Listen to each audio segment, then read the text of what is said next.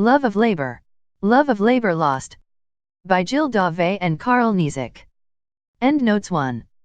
This version, translated by the authors, first published as To Work or Not to Work, is that the question. Troploin Newsletter number 3, in 2002. A historical failure. 154 years after Marx's and Engels' Manifesto, that could be a blunt but not too unfair summary of the communist movement. One interpretation of such a miscarriage centers on the importance or prevalence given to work. From the 1960s onwards, a more and more visible resistance to work, sometimes to the point of open rebellion, has led quite a few revolutionaries to revisit the past from the point of view of the acceptance or rejection of work. Former social movements are said to have failed because the laborers tried to have labor rule society, i.e. tried to liberate themselves by using the very medium of their enslavement, work. In contrast, true emancipation would be based on the refusal of work, seen as the only effective subversion of bourgeois and bureaucratic domination alike. Only work refusal would have a universal dimension able to transcend quantitative claims, and to put forward a qualitative demand for an altogether different life. The situationists were among the most articulate proponents of this view, never work. Later, in Italy particularly, a number of formal and informal groups, often called autonomous, attempted to develop and systematize spontaneous anti-work activities. The refusal of work has become the underlying theme of many a theory on past and present struggles. Defeats are explained by the acceptance of work, partial successes by active shop floor insubordination, and a revolution to come is equated with a complete rejection of work.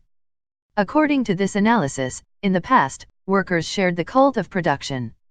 Now they can free themselves of the delusion of work, because capitalism is depriving it of interest or human content, while making hundreds of millions of people jobless.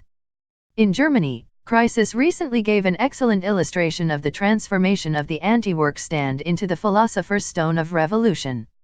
But since the 70s, mainly in France, the role of work has also been reinterpreted in a different light. Up to now the laboring classes have only tried to assert themselves as the class of labor and to socialize work, not to do away with it, because up to now capitalist development prevented communist prospects from emerging. Whatever the proletarians, or radical minorities, may have thought, they were fighting for a capitalism without capitalists, for a worker-led capitalism. A real critique of work was impossible in the 60s-70s, and the 68 period is analyzed as the last possible effort of labor to pose itself as the dominant pole within the capital/wage labor couple. Now things are completely different, because a restructured capital no longer leaves any scope for a workers' capitalism. Theory communist has been the main exponent of this perspective. We're not lumping together people as different from each other as the SI and theory communist. We're only dealing with one important point they have in common, the belief that asserting the importance of labor was a major obstacle to revolution, and that this obstacle has been removed more by capitalist development than by the proletarians themselves. It seems to us that these views are false in regard to the facts, and even more so in regard to the method, the attitude in relation to the world to be transformed. However, their defenders clearly uphold revolution as communization, destruction of the state and abolition of classes. So this essay will be less of a refutation than an attempt to think twice about work. Before 1914. A profusion of data shows that for centuries the workers used their professional ability and dignity as justifications for what they regarded as their due. They acted as if their right to a fair wage, and to fair prices, in the moral economy described by E.P. Thompson, derived from their toil and competence. But, if they claimed and rebelled in the name of work, were they fighting for a world where they would take their master's place? Answering the question implies distinguishing between workers' practice and workers' ideology. Old-time social movements are depicted as endeavors to achieve a utopia where labor would be king. This certainly was one of their dimensions, but not the only one, nor the one that gave coherence to all the others. Otherwise, how do we account for the frequent demand to work less? In 1539, in Lyons, printing workers went on a 4-month strike for shorter hours and longer public holidays. In the 18th century, French papermakers used to take illegal holidays. Marx mentions how English bourgeois were shocked by workers who chose to work and earn less, by only coming to the factory 4 days a week instead of 6. To live as a worker, or die as a fighter. The famous Lyons silk workers' motto of the 1830s of course signifies a claim for work, but less for work as a positive reality than as a means of resisting deteriorating pay. The 1834 silk workers' insurrection was not prompted by machines that would have deprived them of their jobs. The machines were already there. The workers actually fought the power of the merchants who allocated work at their own discretion and paid very little. When the silk worker spoke highly of the quality of his silk, he was not talking like a medieval master craftsman. His life was the subject matter. In June 1848, it is true that the closure of the national workshops by the government led to the Paris insurrection. But these workshops were no social model, only a means to keep the jobless busy. The actual work done was socially unprofitable, and of no interest to the recipients. The insurgents rose to survive, not to defend a guaranteed nationalist or socialized form of work that they would have regarded as an embryo of socialism. At the time, many strikes and riots took place against mechanization. They expressed the resistance of craftsmen anxious to save the real and imagined, rich human content of their skills, but equally they tried to curb further exploitation. When Rouen textile workers managed to prevent more efficient machinery being installed, they were not fighting for a trade, they were putting a temporary stop to worsening living conditions. Meanwhile, other Normandy textile hands were asking for a 10-hour day, and construction workers for the end of overtime, which they regarded as a cause of accidents and unemployment. As for the Paris Commune, when it took over a few firms, imposed a wage rate or forced owners to reopen the plants, its main purpose was to provide these wage earners with an income. Taking charge of production was no priority for the communards. This short survey of the 19th century points to a juxtaposition of struggles. Some could be labeled modern, in that they aimed at higher wages and sometimes rejected work, in a nutshell, less working hours and more pay. Others aimed through producer and consumer cooperatives at a working class takeover of industrialization by which the working classes would put an end to capital and become a sort of total capital. Association was then a keyword that summed up the ambiguity of the time. It conveyed the ideas both of mercantile links and of fraternal unity.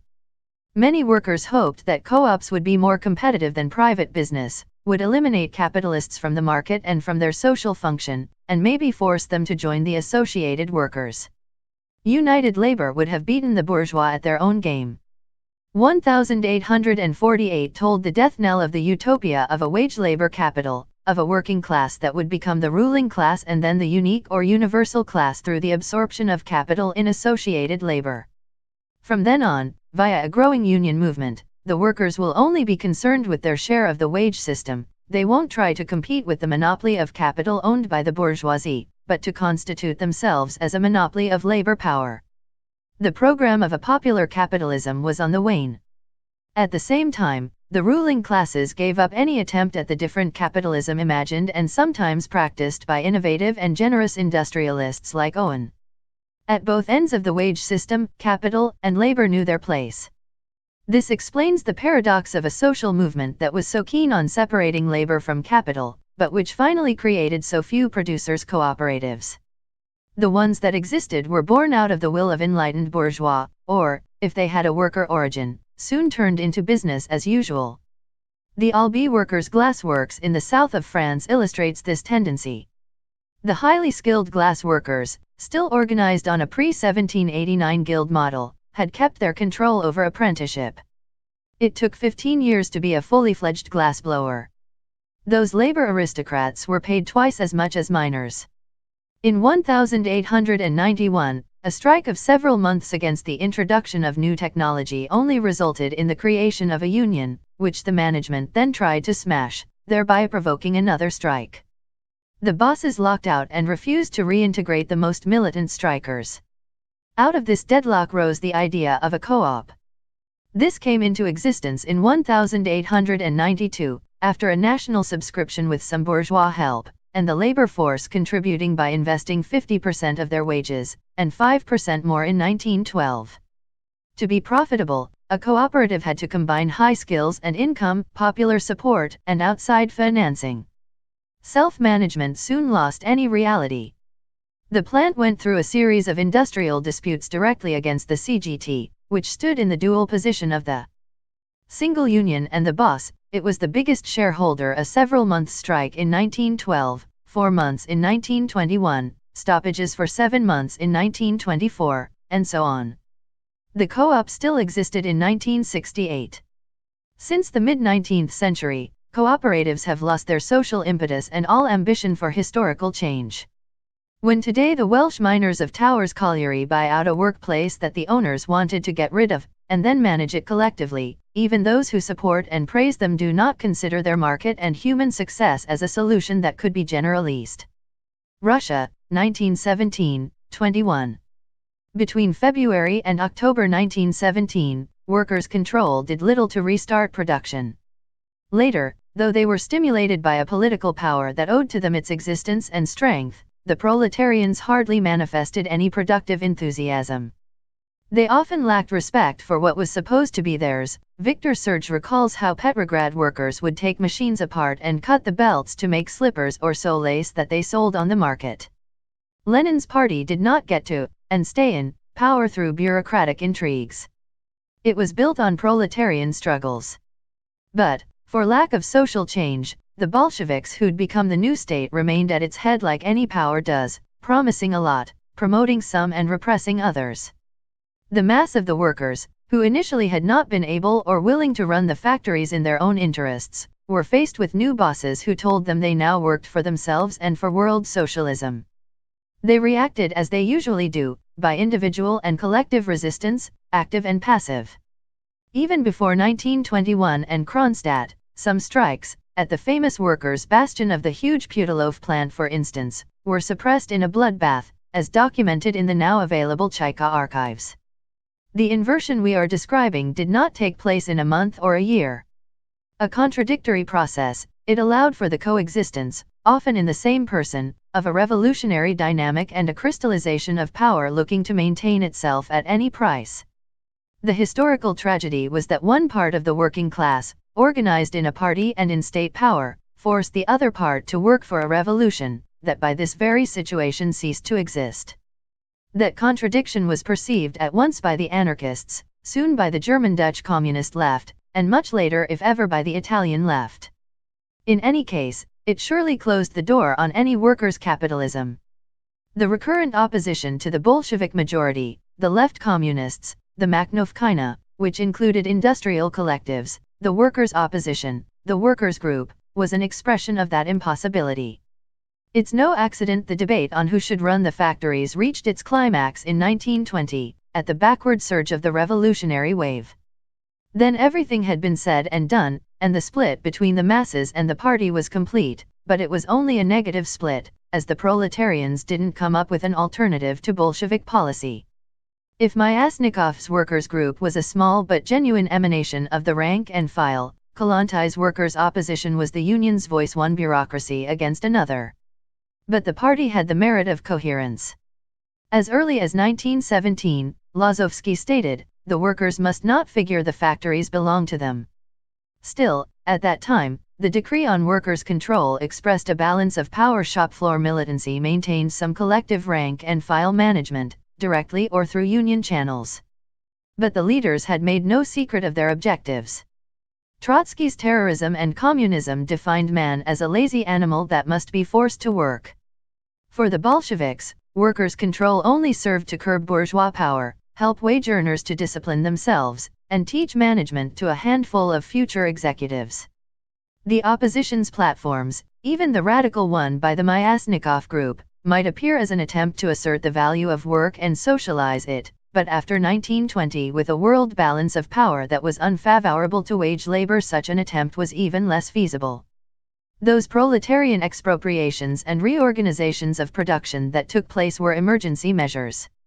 It would have been impossible to turn these partial spontaneous efforts into something systematic, and the proletarians did not bother to.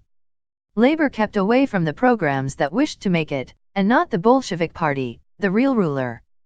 In 1921, the toiling masses stood outside such a debate.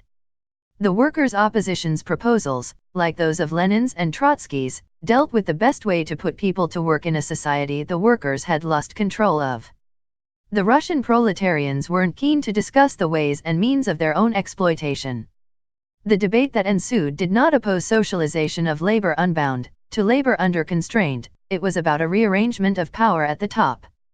The Russian revolutionary crisis shows that as long as capital reigns, labor can't be liberated and must be imposed upon the wage earners, and that its persistence in one form or another is an unmistakable sign of a failed revolution. In 1917-21, the alternative was between abolishing wage labor or perpetuating exploitation, with no possible third option. Russia was to experience the charms of material incentives, elite workers, hard and forced labor camps, and communist Sundays. But let's not turn history upside down.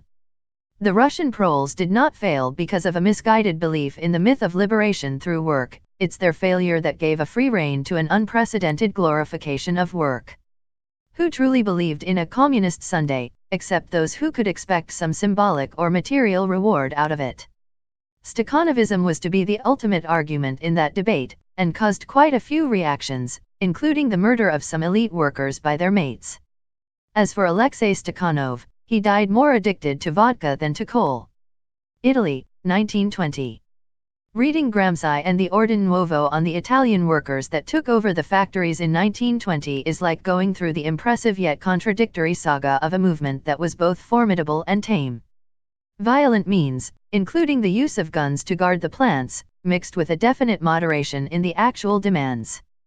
The Fiat proletarian is described thus: intelligent, human, proud of his professional dignity, he doesn't bow before the boss, he is the socialist worker, the protagonist of a new mankind. The Italian workers have never opposed the innovations that bring about lower costs, work rationalization, and the introduction of a more sophisticated automatism. Gramsci, Notes on Machiavelli. At the Metal Workers' Union Conference, November, 1919, Tosca, one of the editors of Ordine Nuovo, called for the shop stewards to study the bourgeois system of production and work processes to achieve the maximum technical capacities necessary to manage the factory in a communist society. One last quote from Ordine Nuovo in September 1920, the workers wish to prove that they can do without the boss. Today the working class is moving forward with discipline and obeying its organization. Tomorrow, in a system that it will have created itself, it will achieve everything. Reality proved different. The workers showed no desire to increase the quantity or quality of work. The absence of significant production during the occupation movement reveals the weakness of the ideology of a producer proud of his labor, and the impossibility of liberated and socialized work. Boazzi, General Secretary of the Metal Workers' Union, admitted it. Everyone knew that the workers interrupted work on the most futile pretext. In a week, between August 21 and 28, 1920, the 15,000 workers of Fiat Center decreased production by 60%. At Fiat Rome, a banner proclaimed, "The man who will not work shall not eat," a statement borrowed from St. Paul. Other banners at Fiat Center repeated, "Work elevates man." Yet the succession of stoppages at Fiat Brevetti led the Workers' Council to force the personnel back to work, and to create a workers' prison to deal with theft and laziness. Because of the extravagant number of people taking days off, Fiat's Central Council threatened to fire all those who'd been away for more than 2 days. Caught up between the desire of union and party activists to reorganize work in a socialist manner, and their own reluctance to work, the workers had not hesitated long. No right to be lazy. Let's rewind the course of history a little. We'd be mistaken to think no one cared about a theoretical critique of work before the 1960s. In the 1840s, Marx and others, Stirner for example, defined communism as the abolition of classes, of the state and of work. Later, in his Right to be Lazy, 1880, Lafargue was thinking ahead of his time when he attacked the 1848 right to work. Work degrades, he says, and industrial civilization is inferior to so-called primitive societies. A strange folly pushed the modern masses into a life of work. But Marx's son-in-law also belonged to his time because he partook of the myth of technical liberation. The machine is the redeemer of mankind. He did not advocate the suppression of work, but its reduction to 3 hours daily. Though pressing a few buttons is usually less destructive than sweating from morning till night, it does not put an end to the separation between the productive act and the rest of life. It's this separation which defines work. It was unknown in primitive communities, uncommon or incomplete in the pre-industrial world, and it took centuries to turn it into a habit and norm in Western Europe. Lafargue's provocative insight was a critique of work within work. Interestingly, this pamphlet, with the Manifesto, long remained among the most popular classics of the SFIO, the Old French Socialist Party. The right to be lazy helped present work as a boon and an evil, as a blessing and a curse, but in any case as an inescapable reality, as unavoidable as the economy. The labor movement wished, in opposing ways, of course, according to its organizations being reformist or revolutionary, the workers to prove their ability to manage the economy and the whole society. But there's a discrepancy between these sets of ideas and the behavior of wage earners who did their best to get away from the implacable imposition of work, point 8 of the KAPD program.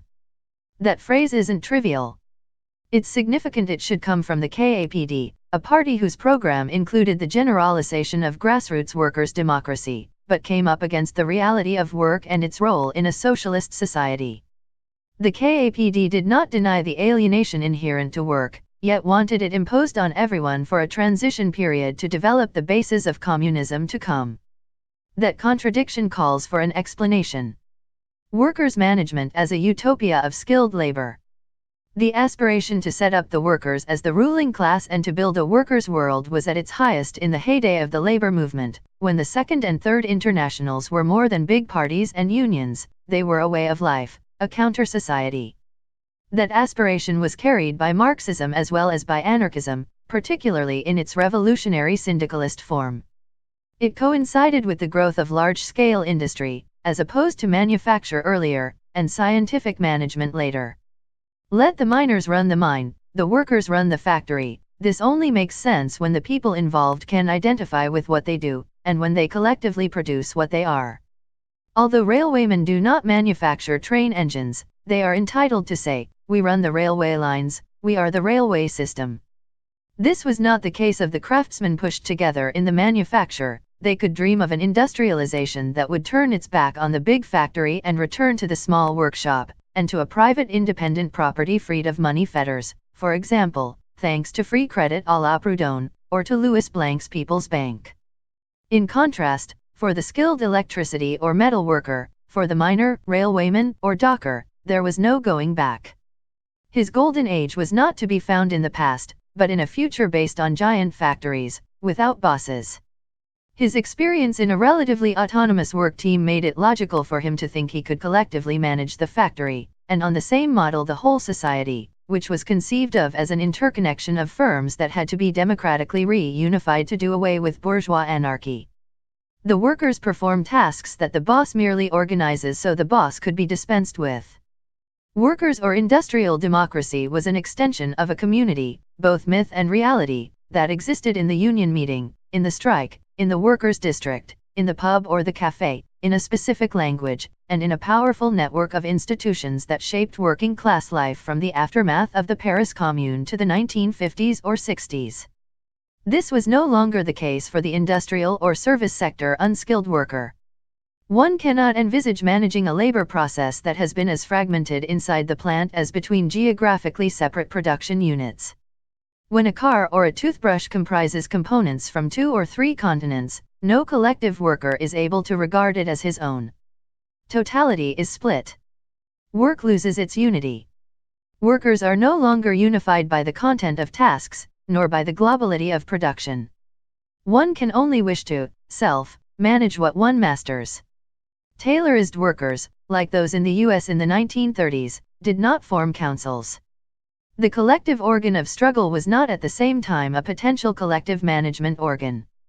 The Strike and Occupation Committee was only an aggregate instrument of solidarity, and provided the leadership of that specific movement. It was not a body that would represent or incarnate labor for other tasks, particularly the running of the firm. The Taylorized workplace leaves little room for managerial aspirations.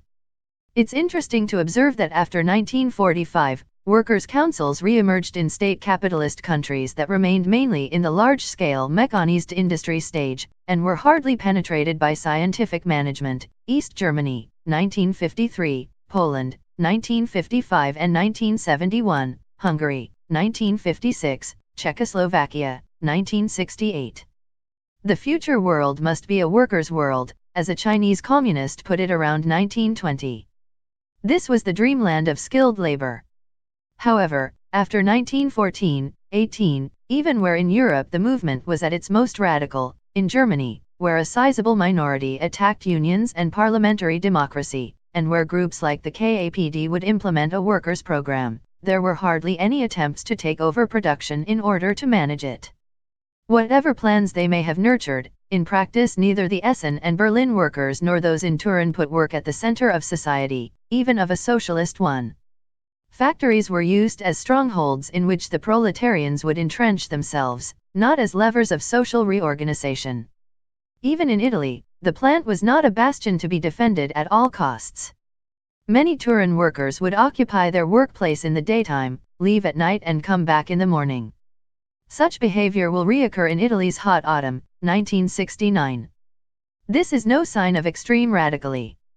Those proletarians abstained from changing the world as much as from promoting work, and only snatched from capital what they could get. That unformulated refusal of work contrasted with thousands of pro-work posters and speeches. It just showed that these proletarians weren't totally caught in the framework where they'd been trapped, and where they'd trapped themselves.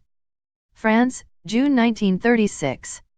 Much has been written about the transformation of factories into closed-in workers' fortresses.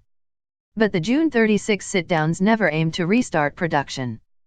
Their objective was less to protect the machinery, which no saboteur threatened, than to use it to put pressure on the boss and to have a good time. The conscious festive dimension was far more important than an alleged will to prove productive abilities superior to those of the bourgeois. Very few even contemplated worker management of the occupied plants. A harsh and alienating place was turned into liberated space, if only for a few weeks. It certainly was no revolution, nor its dawning, but a transgression, a place and time to enjoy a somewhat illegal yet fully legitimate holiday, while winning substantial reforms. The striker was proud to show his family round the premises, but his long collective meals, his dancing and singing signaled his joy not to be at work. As in the US a little later, the sit-down was a reappropriation of the present, a short capture of time for oneself. The vast majority of the strikers understood the situation better than Trotsky. The French Revolution has begun, or Marceau Pivert, everything's possible now. They realized that 1936 did not herald social upheaval, and they were neither ready nor willing to make it happen. They grabbed what they could, especially in terms of labor time. The 40-hour week and paid holiday stand as symbols of that period. They also preserved the possibility of selling their labor power to capital as it existed, not to a collective capitalism that would have been run by the labor movement. The CGT kept a low profile on a possible new society based on socialized work. June 36 had a more humble and more realistic purpose to enable the worker to sell himself without being treated as an animated thing. This was also the period when recreational and educational activities organized for and sometimes by the masses became popular, culture brought to the factories, quality theater for the common people, youth hostels, etc. Resistance to work went on for a long while after the sit-downs, in a more and more hostile environment. Bosses and Popular Front spokesmen kept insisting on a pause in demands, and on the necessity to rearm France. But the proletarians took advantage of the slackening of the military-style factory discipline that had been enforced since the 1929 crash. In the spring of 1936, they'd got into the habit of coming in late, leaving early, not coming at all, slowing down work and disobeying orders. Some would walk in drunk. Many refused piece rates. At Renault, stoppages and go-slows resulted in a productivity that was lower in 1938 than 2 years before. In the aircraft industry, piece rates were virtually abandoned. That trend did not prevail only in big factories, but also in construction work and plumbing. It's after the failure of the November 38 general strike, which aimed to defend the 40-hour week, and after the government had called in the police and army to intimidate and beat up strikers, Paris lived in an undeclared state of siege for 24 hours, that discipline was restored and working hours greatly extended, with a resulting increase in production and productivity. The center-right leader Daladier, formerly one of the leaders of the Popular Front, rightly boasted he was putting France back to work. Spain, 1936. Apart from farming estates, many companies were collectivist and production restarted by the personnel. This was often because the boss had fled, but sometimes to punish one who'd stayed but sabotaged production to harm the Popular Front. That period gave birth to a multitude of meaningful experiences, like waiters refusing tips on the basis that they weren't servants. Other endeavors tried to suppress money circulation and develop non-mercantile relationships between production and between people. Another future was in search of itself, and it carried with it the superseding of work as a separate activity. The main objective was to organize social life without the ruling classes, or outside them. The Spanish proletarians, in the factories as well as in the fields, did not aim at developing production, but at living free. They weren't liberating production from bourgeois fetters, they were more plainly doing their best to liberate themselves from bourgeois domination. In practice, the democratic management of the company usually meant its union management by CNT and UGT, the Socialist Union, activists or officials. It's they who described self-governance of production as the road to socialism, but it does not seem that the rank and file identified itself with such a prospect. Loathing work had long been a permanent feature of Spanish working class life. It continued under the Popular Front. This resistance was in contradiction with the program, particularly upheld by the anarcho-syndicalists, calling the proles to get fully involved in the running of the workplace. The workers showed little interest in factory meetings which discussed the organizing of production. Some collectivist companies had to change the meeting day from Sunday, when nobody cared to turn up, to Thursday. Workers also rejected piece rates, neglected working schedules, or deserted the place. When piecework was legally abolished, productivity fell. In February 1937, the CNT Metal Workers Union regretted that too many workers took advantage of industrial injuries. In November, some railwaymen refused to come on Saturday afternoon. Union officials, trying to bridge the gap between government and shop floor, retaliated by reintroducing piece rates and keeping a careful eye on working hours, in order to fight absenteeism and theft. Some went as far as forbidding singing at work. Unauthorized leaving of one's workstation could lead to a 3-day dismissal, with a 3 to 5 day wage cut. To get rid of the immorality adverse to maximum efficiency, the CNT suggested closing bars, concert, and dance halls at 10 p.m. There was talk of putting prostitutes back on the straight and narrow path thanks to the therapy of work. Laziness was stigmatized as individualistic, bourgeois and, needless to say, fascist. In January 1938, the CNT daily, Solidaridad Obrera, published an article "We impose strict discipline in the workplace" that was to be reproduced several times in the CNT and UGT press, pressing the workers not to behave as they used to, i.e. not to sabotage production, and not to work as little as possible. Now everything was completely different because industry was laying the foundations of a communist society. With the exception of the anarchist rank and file, and dissidents like the Friends of Durruti, and the POUM, the parties and unions who stood for a reign of labor were the same who did everything to prevent that ideology from becoming a reality, and to make work remain nothing but work. In 1937, the debate was over, and the contradiction soon brought to a close by force. France, 1945. As early as 1944, a number of French companies went under union control, sometimes under union management, as in the Berliet heavy vehicle plant. Throughout the country, several hundred factories were supervised by workers' committees. With assistance from the administrative staff, they took care of production, pay, canteens and some social benefits, and asked for a say over hiring and firing. As a CGT official declared in 1944, the workers are human beings, they want to know who they're working for. The worker must feel at home in the factory, and through the union get involved in the management of the economy. But the haze of self-management assertions could not cloud a capitalist functioning that soon reappeared in its down-to-earth banality.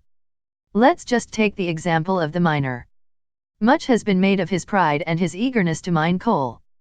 We've seen newsreels of Thérèse, the CP leader, exhorting thousands of miners in their work clothes to do what he called their class and national duty to produce, and produce more and more. There's no point in denying the miner's pride, but we have to assess its scope and limits. Every social group develops an image of itself and feels proud of what it does and of what it thinks it is. The collier's self-esteem was socially conditioned. The official miner's status, which dates back to that period, granted quite a few advantages, like free medical care and heating, but also put the mining areas under a paternalistic supervision. The CGT controlled labor and daily life.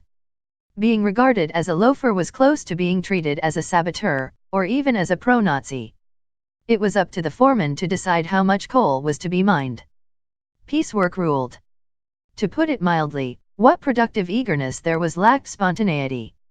Real miners' pride had more to do with the community of labor, festivals, rituals, solidarity, than with the content of work, and even less with its alleged purpose, to produce for the Renaissance of France.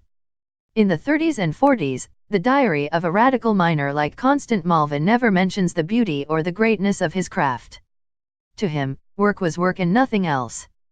Productivist practices and speeches also filled a gap. Everyone, including the common man, claimed to be a patriot and accused the bourgeoisie as a whole of collaboration with the Germans. Coal was also the prime energy source, and a precious one in a devastated economy. Let's add a direct political cause to this near fusion between patriotism and productivism. It helped people forget the support given to the Hitler-Stalin Pact by the French CP, its denunciation of the war in 1939–41 as imperialist, and its late involvement in the anti-German resistance.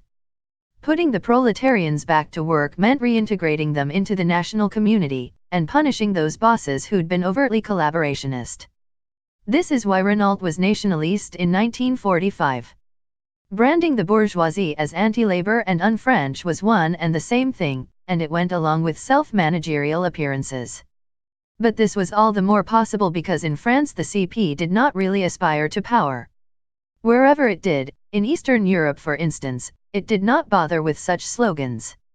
In fact, the average French, or Italian, or American, Stalinist was convinced that socialist countries did their best for the welfare of the masses, but certainly not that the Russian or Polish workers ran the factories, everything for the people's good, nothing by the people themselves. The whole post-war story looks like a shadow theater. No more than the bosses did unions and workers' parties ever try to promote labor as a class, or develop a wage earners' democracy, even a superficial one, inside the firms. After the troubled 1920s, after the persistent rejection of work of the 1930s, the prime objective was now to force the proletarians into reconstructing the economy. The workers were too preoccupied with bread and butter demands to put their minds and energy into a reign of labor nobody really cared for, nor sought to establish. The 1947–48 strikes offer an excellent illustration of this. They proved the ability of the French CP, and of its Italian neighbor, to recuperate and streamline the class struggle potentials it had been repressing since the end of the war. Italy, 1945. As early as 1942, Italy was shaken by a strike wave that culminated in the April 25, 1943 insurrection that drove the Germans out of Turin after 5 days of street fighting. A national union of all parties was set up, dominated by the Stalinists. At Fiat Mirafiori, 7,000 workers out of 17,000 belonged to the CP. Economic recovery was given top priority. In September 1945, the Metal Workers' Union stated that the toiling masses are willing to accept more sacrifices, lower wages, transfers, firing of those who have other incomes, partial redundancy so that Italy can be born again. We must increase production and develop labor, there lies the unique road to salvation. In December, the National Liberation Committees turned into company management committees, or rather they took over those bodies created under Mussolini's corporatism. The main role of every CMC was to help put people back to work and enhance hierarchy. Its method was a mixture of Taylorism and Stakhanovism, youth brigades, volunteers groups, material incentives, bonuses for cleaning and maintaining machines. The idea was to arouse the enthusiasm of the working classes for the productive effort. Reality stood in stark contrast to propaganda. The struggle for better work conditions remained strong, and enthusiasm for production quite low. A CMC official admitted that the party had to resort to much persuasion because people took a nap in the afternoon.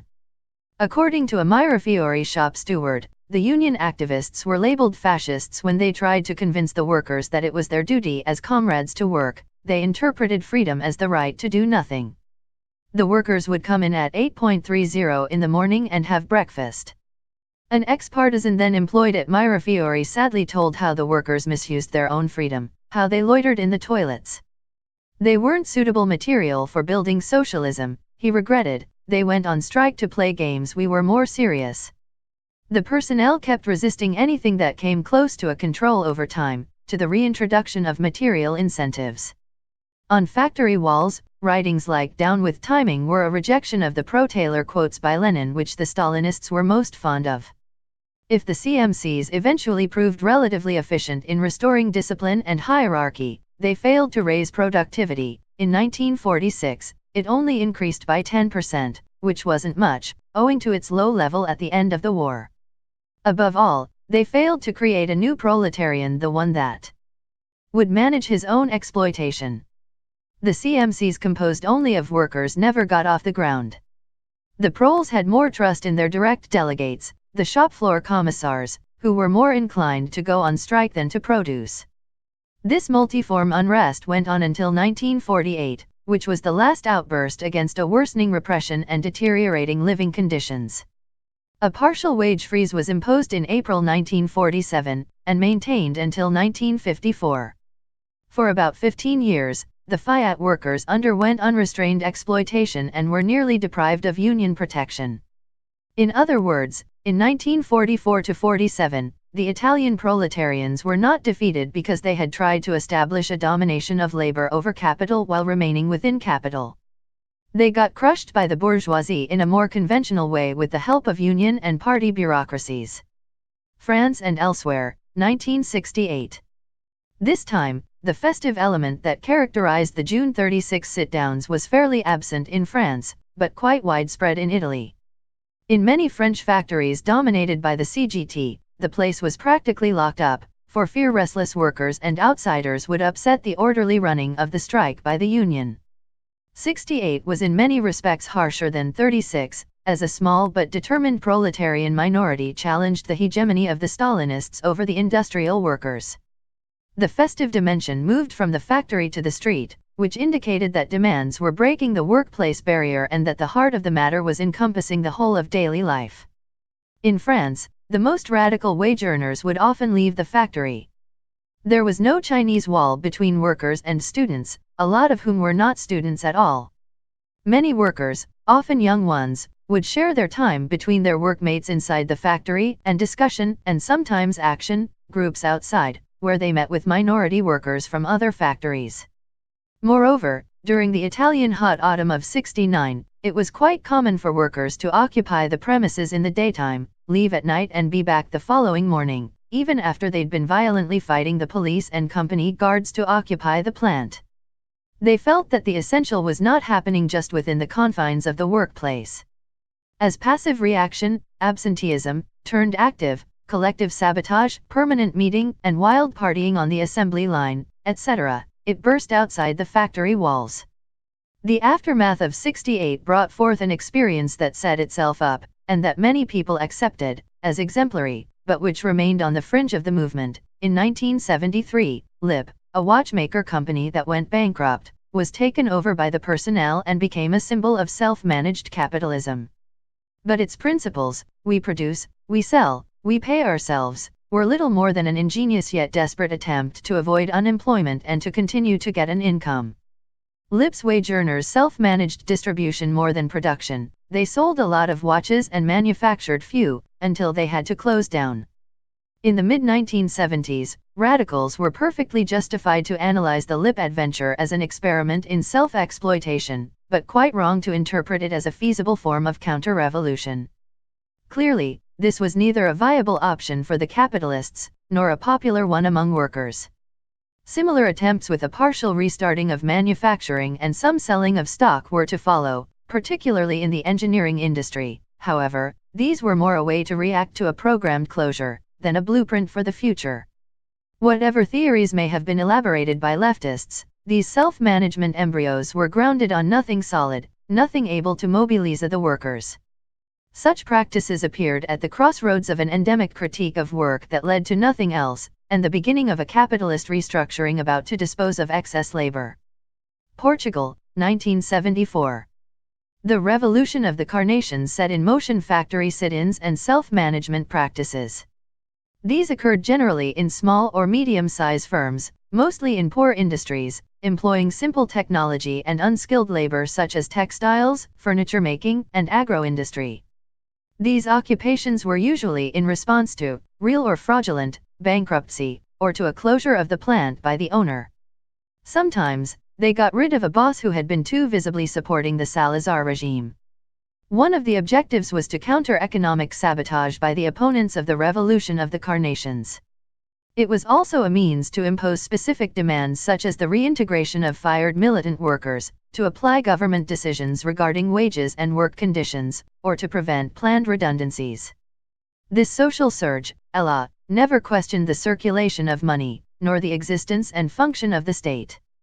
Self-managers would turn to the state for capital, and more often than not Stalinist-influenced agencies would logically reserve investment funds for their political friends or allies. They also asked the state to impose exchanges between self-managed firms and those that weren't. Wages were still being paid, often with a narrowed wage differential, or none. Hierarchy was frequently dismantled, and the rank and file had a democratic say in most decisions. Still, the movement did not go beyond workers' control over production, wage scales, and hiring and firing. It was a kind of lip extended to an entire relatively poor capitalist country. The Portuguese experience was a replay of all the dead ends revived by the 60s to 70s era: populism, syndicalism, Leninism, Stalinism, self-management. Critique of work/critique of capital. Short as it is, our historical scan casts the shadow of doubt on the thesis that the undeniable self-identification of the proletarian as producer has been the decisive cause of our defeats. When did the workers really try to shoulder economic growth? When did they compete with old-time bourgeois owners or modern directors for the management of the companies? In that matter at least, there's no coincidence between political platforms and proletarian practices. Workers' movements don't boil down to an affirmation of labor. The attempts to resume production were often enough a makeshift solution, an effort to fill a gap caused by the absence or incompetence of the boss. In that case, occupying the premises and restarting the work process did not mean an affirmation of the workers as in other circumstances when a bankrupt company is bought out of by its personnel. It was a means of survival. When, in Argentina at the end of 2001, the workers took over the Bruckmann textile factory, which was threatened with closure, and kept it going, they did so with no prospect of transforming capitalism into socialism, even within the limits of a single firm. This then became the case with dozens of Argentinian companies. Such behavior occurs when proletarians think they have no chance of changing the world. An essential point here is how far we are determined by history. If the being of the proletariat theorized by Marx is not just a metaphysics, its content is independent of the forms taken by capitalist domination. The tension between the submission to work and the critique of work has been active since the dawn of capitalism. Of course, the realization of communism depends on the historical moment, but its deep content remains invariant in 1796 and in 2002. Otherwise, we would not understand how, as early as the 1840s, some people were able to define communism as the abolition of wage labor, classes, the state and work. If everything is determined by a historical necessity that was logically immature in 1845, how could we explain the genesis of communist theory at that time? In the 20th century, it was the failure of the rich post-1917 revolutionary process that gave full scope to the social democratic and Stalinist cult of the productive forces. To afterwards interpret that process as the cause of the cult is tantamount to analyzing something from its contrary. Marx and Stalin both talked of the dictatorship of the proletariat, but Stalin does not explain Marx. To say that the KPD program in 1930, or the SPD program in 1945, would reveal the true nature of the KAPD program in 1920, is to turn history upside down. Once the counter-revolution was there to stay, work, in the US as in the USSR, could only exist under constraint. The workers weren't put to work as a pseudo-ruling class, but as a really ruled one, and according to proven capitalist methods. The ideology of workers' management was flatly denied by unions and labor parties of all kinds. Now they had a share in power, in corporate boardrooms as in ministries. They could only promote the economy by resorting to the good old devices that had been beneficial to the bourgeois for centuries. In the most acute social crises, whatever they may have thought or said, the proletarians did not try to assert themselves through asserting the value of work. Since the origins of the class struggle, they have kept fighting for less working hours and more pay. Let's also bear in mind the stuff daily workshop or office life is made of: absenteeism, petty thefts, go-slows, non-genuine illness or faked injuries, even sabotage or assault on supervisors, all of which only decrease in times of severe unemployment. If freebie strikes, for instance, when transportation workers permit free rides, or postal employees allow free postage and phone calls, are so rare, it's a sign that strikes offer a pleasant opportunity to dodge work. We're not suggesting that proletarian reality is a permanent underground rebellion. The contradictory role of the wage earner in the productive process entails a contradictory attitude to work. The proletarian puts a lot into work, among other reasons because no one can stand a job for hours and years without a minimum of interest, and because work both stultifies our ability and know-how and allows us to at least partially express them. The anthropological dimension of work has been sufficiently exposed elsewhere that we don't have to go into it here. In periods of social turmoil, either the workers show a deep indifference to work, sometimes running away from it, or work is reimposed on them. During such periods, proletarians initiate a critique of their condition, because refusing work is a first move toward negating oneself as a proletarian. It's true, however, that so far they have not gone past that critique, or its early steps. There lies the problem.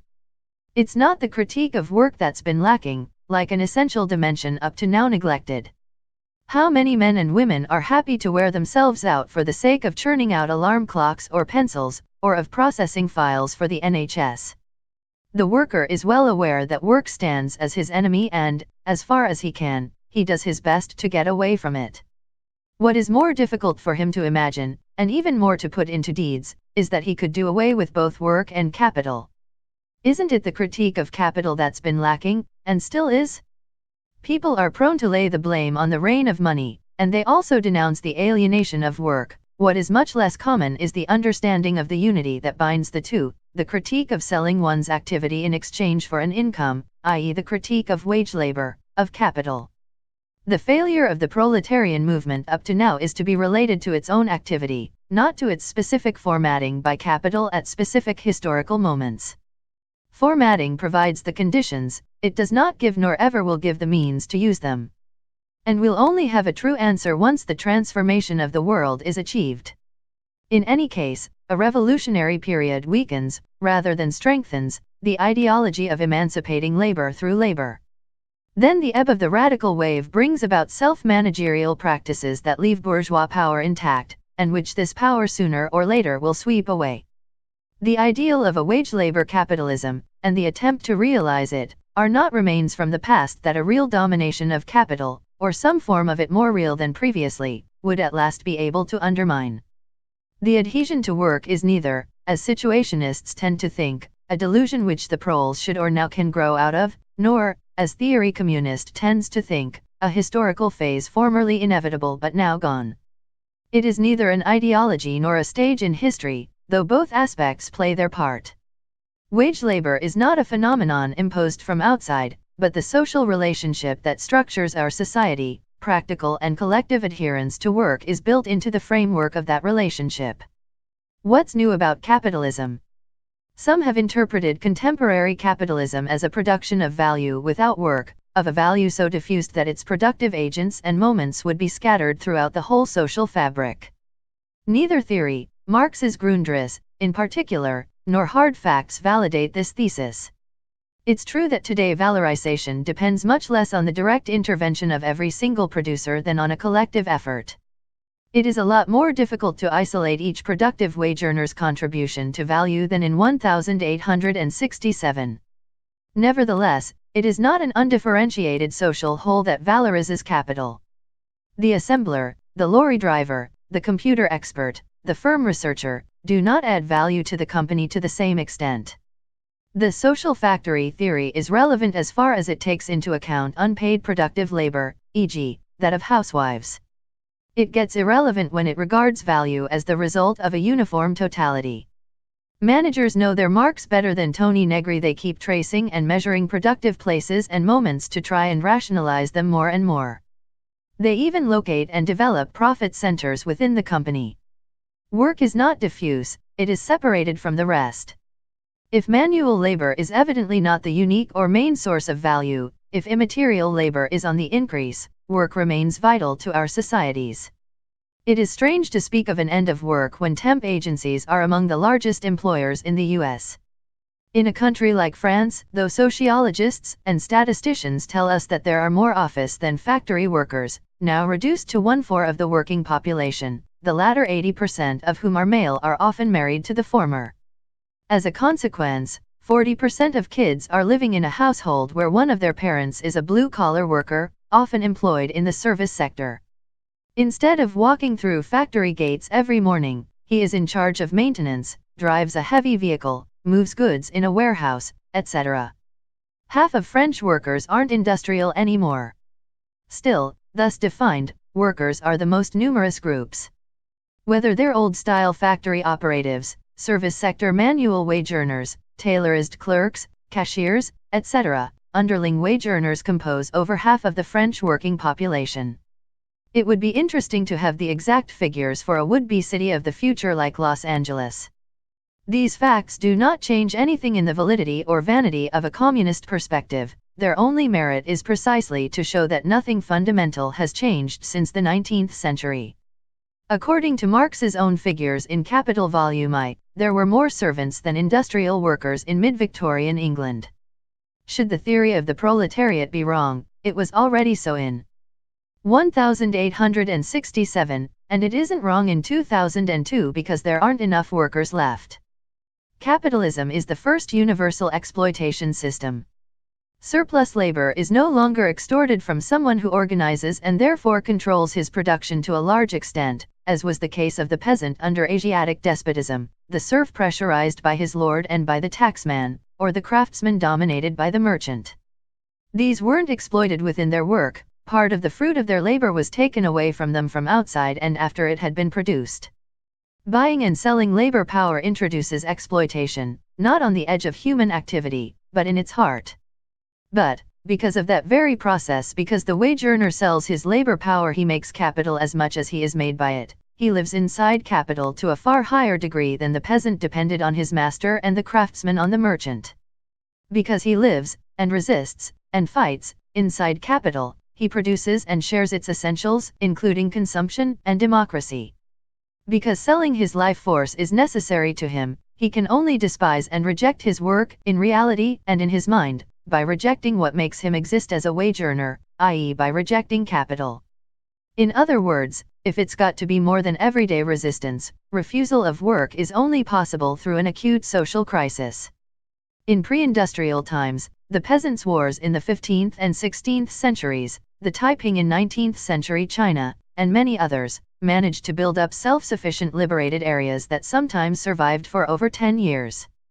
In the West Indies, black slaves could take to the hills and live on their own outside civilization. The industrial world leaves no such space for an alternative.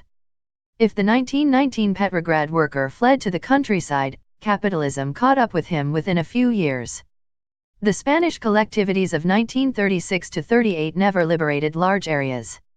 More recently, Bolivian miners self-managed their villages, with armed militia, radio stations, co-ops, etc. But it stopped when the mines were closed down. Their social dynamism depended on the function that international capital gave them. Only peasant communities, in so much as they stood outside the world economy, could go on living on their own for a long while. Modern workers have been unable to set up any reorganized social life that would rival normal or purely capitalist capitalism for a durable length of time. No room for a third way anymore. The contradiction may not be where we think. Every reader of Marx knows that he never completed what he regarded as his masterwork, and that he rewrote the beginning several times. Why does Marx linger on the commodity? Why does he start with the way capitalism presents itself, instead of giving its definition right away? If he insists first on representation and not on capital's nature, it may well be that he thinks its nature is related to its representation, which is no psychological process, but has to do with social representation at its deepest. The author of Das Kapital keeps talking about a mystery, a secret to penetrate. Which one?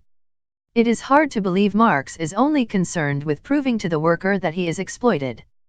It's more logical Marx would be circling the various facets of capital to focus on a contradiction more crucial to the communist movement than the mechanics of surplus value.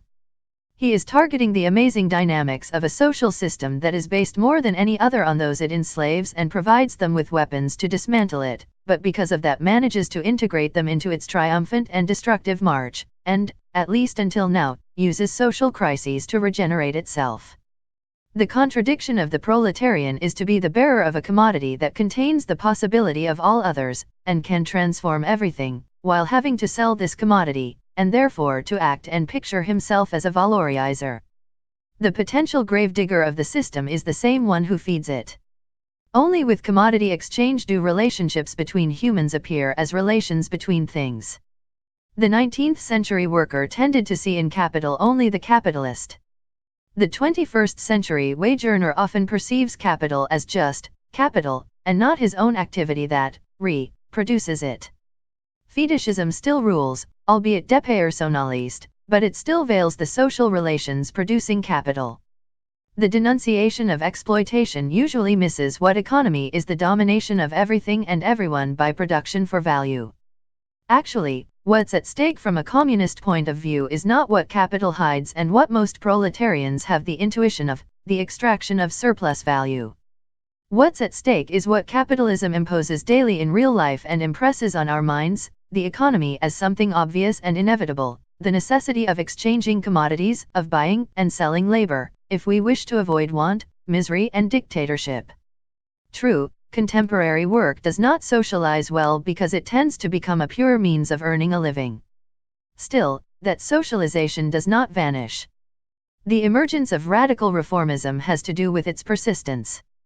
As a Molinex laid-off worker said in 2001, the hardest thing now is to be alone.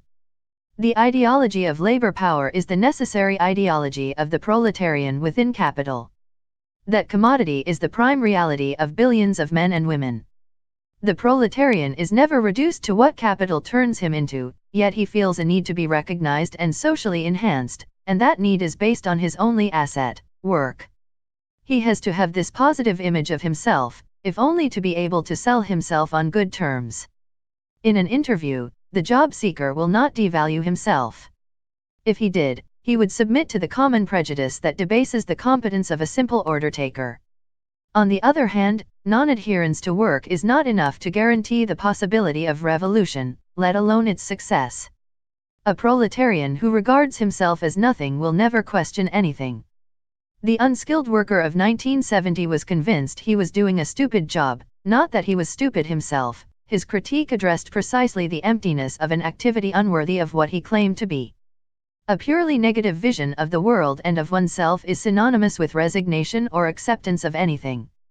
The proletarian only starts acting as a revolutionary when he goes beyond the negative of his condition and begins to create something positive out of it, i.e., something that subverts the existing order. It's not for lack of a critique of work that the proletarians have not made the revolution, but because they stayed within a negative critique of work. The affirmation of labor has not been the principal factor of counter-revolution, only, and this is important, one of its main expressions. But unions conveyed this ideology through what remains their essential function, the bargaining of labor power. Organizations like the Knights of Labor at the end of the 19th century played a minor part, and withered with the generalization of large-scale industry. If the promotion of labor was as central as we're sometimes told, Fordism would have taken it up. But scientific management did not defeat the skilled workers by bestowing more professional dignity on the shop floor, but by descaling and breaking down trades. Generous schemes for job enrichment and re-empowerment are only implemented to disrupt the autonomy of the work team. Then these reforms gradually fade away because the rank and file does not really care. The ideas that rule are those of the ruling class. The ideology of work, whatever form it takes, is the capitalist ideology of work. There can't be any other. When the social consensus is shattered, that representation goes down with the others. It would be paradoxical that a severe crisis, instead of shaking it, should develop it even further. Revolution is no exact science. The first part of this essay was mainly historical. What follows could be called methodological. Our critique of determinism focuses on a general tendency among revolutionaries to treat capitalist civilization as if it were a one-way street to revolution. From the omnipresence of capital, one can conclude with the possibility or even necessity of revolution. One could also deduct from it the impossibility of a revolution. That type of reasoning may be repeated indefinitely, and still be used in 100 years if capitalism is still here. A theoretical model explains nothing but itself. Yesterday and tomorrow, as many reasons point to the continuity of capitalism as to its abolition. As we wrote earlier, only when accomplished will the destruction of the old world throw a full light on past failures. Some comrades postulate the coming of an ultimate stage when the inner working of the system won't just upset it, but destroy it. They believe that whatever has happened before that final stage has been necessary, because up to now the workers have only been able to reform capitalism. Now there comes a threshold when reform becomes utterly pointless, a threshold that leaves no other option except revolution. Past radical proletarian activity has only contributed to bring about the historical moment that makes revolution possible or necessary, rather. Until then, the class struggle has provided the required sequence of phases preparing the final phase. By the way, this would justify what has been called Marx's and Engels' revolutionary reformism, urging the bourgeoisie to develop capitalism and create the conditions of communism. Among other things, Marx supported the German national bourgeoisie, praised Lincoln, sided with quite a few reformist parties and unions while relentlessly targeting anarchists. Shall we also have to agree with Lenin, because he acted like a new revolutionary bourgeois, against Gorter and Bordiga? And was Roosevelt a better, though unconscious, contributor to human emancipation than Rosa Luxemburg? Anyway, from now on, all ambiguity is said to have been cleared up. We should be entering the final stage in the history of wage labor. Work is said to be now less and less available, more and more desciled, devoid of any other meaning but to provide an income, thereby preventing the wage earner from adhering to capital, and to the plan of a capitalism without capitalists. Reaching this threshold has made it impossible once and for all for labor to assert itself as labor within capital. The underlying logic to this approach is to search for an unmediated class relationship that would leave no other solution for the proletariat but a direct, class against class, confrontation with capital. Determinism revisits history to locate the obstacle to revolution, and discovers it in the form of the social space that the workers supposedly wished to occupy inside capitalism. Then that option is said to be now closed. Such a social space does not exist anymore because in fully real domination capitalism is everywhere. The reasons for past failures give the reasons for tomorrow's success, and provide the inevitability of communist revolution, as the obstacle is cleared away by the completion of what is described as capital's quasi-natural life cycle. In other words, the revolutionary crisis is no longer perceived as a breaking up and superseding of the social conditions that create it. It is only conceived of as the conclusion of a preordained evolution. The methodological flaw is to believe in a privileged vantage point that enables the observer to grasp the totality, and the whole meaning, of past, present and near future human history. In short, the causes of our previous shortcomings are not sought in the practical deeds of the proletarians. Instead of a labor power overcoming its condition and rising to its historic task of freeing itself from its chains, and thus freeing humanity, the dynamic element is no longer proletarian action, but the movement of capital. The mutual involvement of capital and labor is reduced to a one-way relation of cause and effect. History gets frozen. We would prefer to say that there is no other limit to the lifespan of capital than the conscious activity of the proletarians. Otherwise, no crisis, however deep it might be, will be enough to produce such a result. And any deep crisis, a crisis of the system, not just in it, could be the last if the proletarians took advantage of it. But there'll never be a day of reckoning, a final unmediated showdown, as if at long last the proletarians were directly facing capital and therefore attacking it. The self-emancipation of the proletariat is the breakdown of capitalism, as Panicoke wrote in the last sentence of his essay on the theory of the breakdown of capitalism, 1934. It is significant this should come as the conclusion of a discussion on capital's cycles and reproduction models, Marx's, Luxemburg's and Henrik Grossman's. The communist movement cannot be understood through models similar to those of the reproduction of capital unless we regard communism as the last logical, equals as inevitable as any previous crisis, step in the course of capital. If this were the case, the communist revolution would be as natural as the growing up and aging of living beings, the succession of seasons and the gravitation of planets, and just like them scientifically predictable. 1789 might have happened 40 years later or sooner, without a Robespierre and a Bonaparte, but a bourgeois revolution was bound to happen in France in the 18th or 19th century. Who could argue that communism is bound to happen? The communist revolution is not the ultimate stage of capitalism. With the psychology of a trade unionist who will not stay off his work on May Day unless he is assured in advance of a definite amount of support in the event of his being victimized, neither revolution nor mass strike can be made. But in the storm of the revolutionary period even the proletarian is transformed from a provident paterfamilias demanding support, into a revolutionary romanticist, for whom even the highest good, life itself, to say nothing of material well-being, possesses but little in comparison with the ideals of the struggle. Finally, whoever believes that 1848, 1917, 1968, were compelled to end up as they ended up, should be requested to prophesy the future for once. No one had foreseen May 68. Those who explained that its failure was inevitable only knew this afterwards. Determinism would gain credibility if it gave us useful forecasts. Never ask theory for what it can't give. Revolution is not a problem, and no theory is the solution of that problem. 2 centuries of modern revolutionary movement demonstrate that communist theory does not anticipate the doings of the proletarians. History does not prove any direct causal link between a degree of capitalist development and specific proletarian behavior.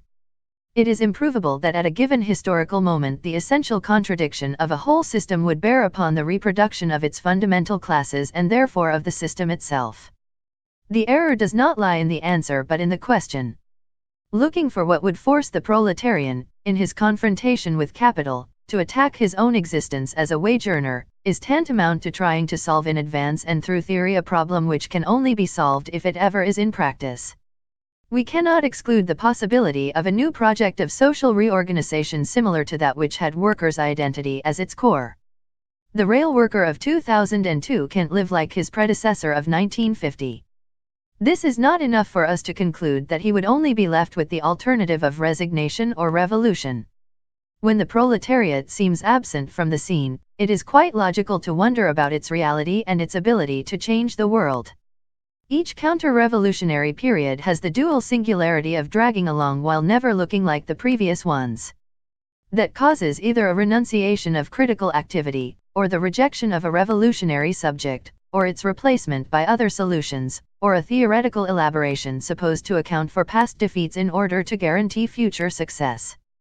This is asking for unobtainable certainties, which only serve to reassure. On the basis of historical experience, it seems more to the point to state that the proletariat remains the only subject of a revolution, otherwise there won't be any, that communist revolution is a possibility but not a certainty, and that nothing ensures its coming and success but proletarian activity.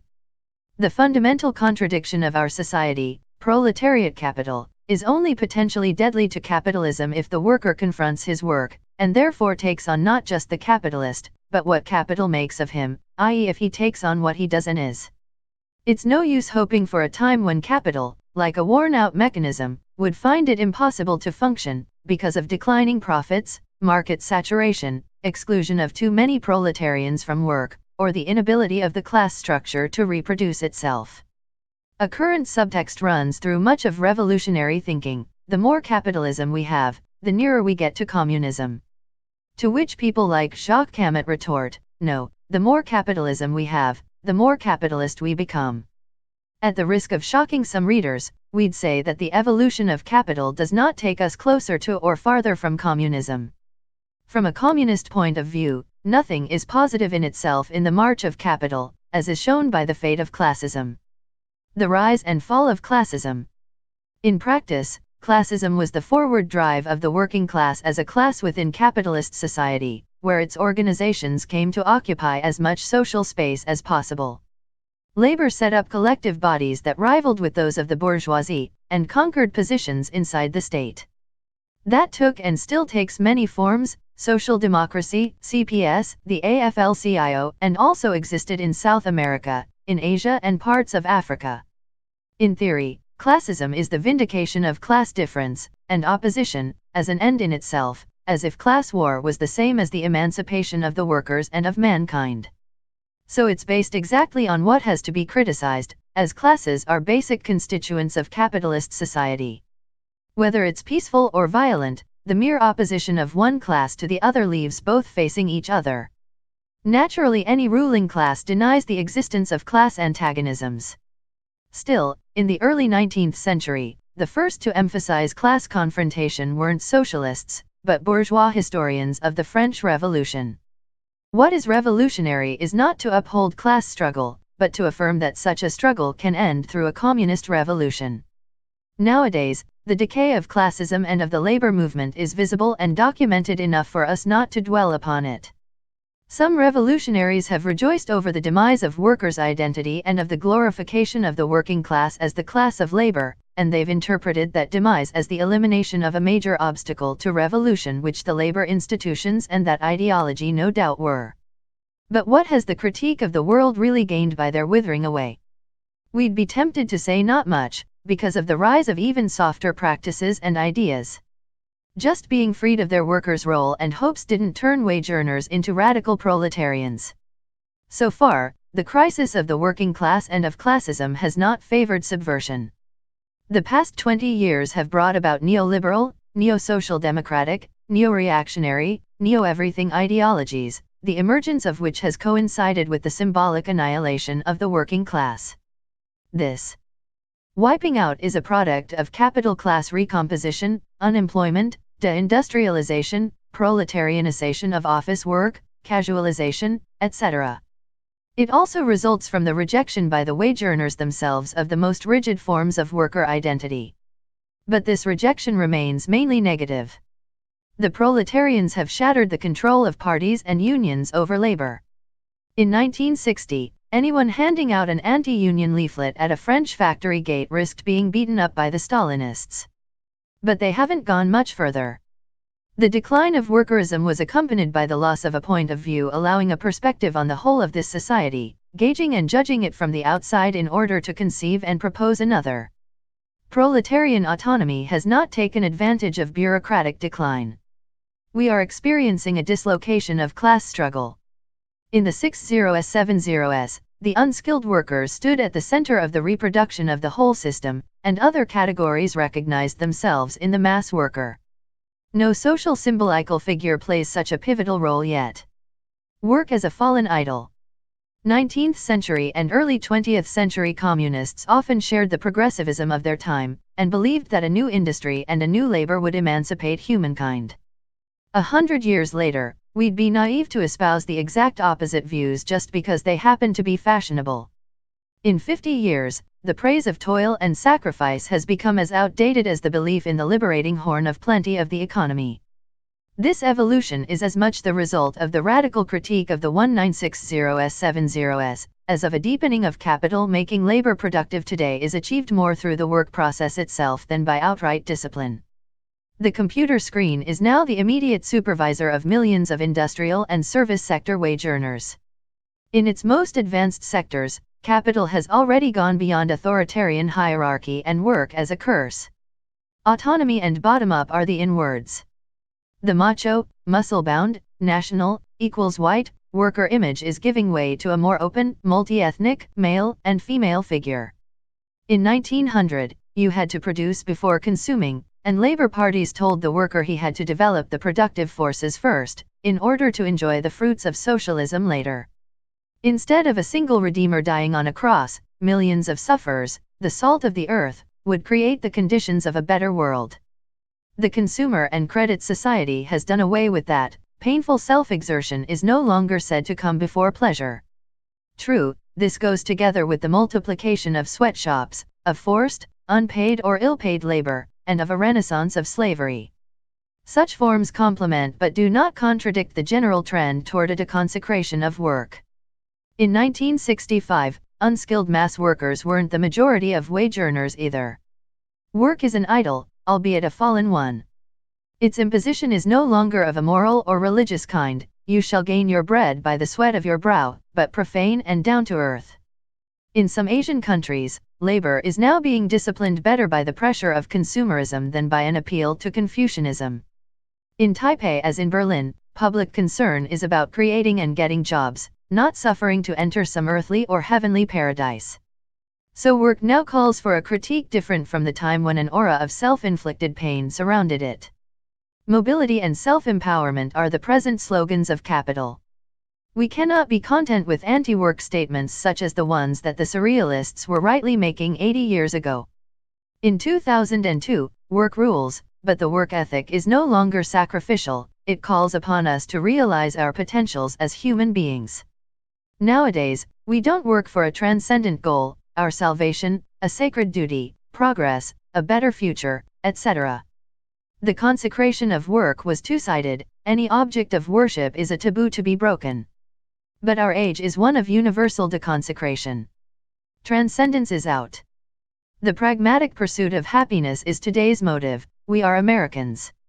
This, however, does not lead to a growing subterranean rejection of work. A dechristianized society substitutes the desire to feel good for the fear of sin. Religion gives way to a body and health cult. The me generation is more concerned with keeping fit than saving souls. So work is no longer worshipped because it does not need to be, it's enough for it to simply be there. It's more an overwhelming reality than an ideology. Its pressure is more direct and open, close to what Marx described as the American attitude, total indifference to the specific content of work and easily moving from one job to another. In a modern and purer capitalism, deconsecrated work still structures our lives and minds. And the current moral backlash in the US is proof of how reactionary attitudes complement permissiveness. Not much revolutionary clarification has grown out of these changes, because not everything has the same value in capitalist evolution. The critical potential completely differs if it's the workers that attack worker identity and the worship of work, or if capital is sweeping them aside. For the last 30 years, as work identification was being disrupted, the possibility of an utterly different world has also vanished from individual and collective thinking. In the past, Stalinist and bureaucratic shackles did not prevent such a utopia, and minorities debated the content of communism. If a working class entangled in its identification with work did not make a revolution, nothing yet proves that the proletarians now liberated from it will act in a revolutionary way.